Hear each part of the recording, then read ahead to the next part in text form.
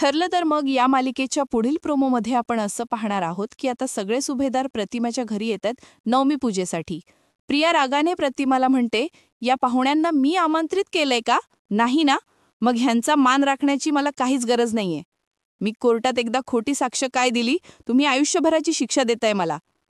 प्रिया पुढे प्रतिमाला म्हणते, आईपेक्षा वैरीण वाटतीस मला. आणि असं बोलून प्रियावर तिच्या रूममध्ये जायला वागते. सायली म्हणते, थांब प्रिया, आणि तिला खेचत प्रतिमाकडे आणते आणि म्हणते, माफी माग त्यांची. आईचा अपमान करण्याचा गुन्हा केलायस तू प्रिया. प्रिया सायलीला म्हणते, तू कोण आहेस मला सांगणारी? माझ्या आईशी कसं वागायचं ते? तुझ्या आईबापाचा पत्ता नाही आणि तू माझ्या आईवरून शहाणपणा शिकवतेस मला. बापरे. आता प्रतिमा खाडकन एक प्रियाच्या कानाखाली मारते आणि म्हणते, तुझी हिंमत कशी झाली सायलीच्या आईबाबांबद्दल बोलण्याची? आणि इथेच हा प्रोमो संपलेला आहे.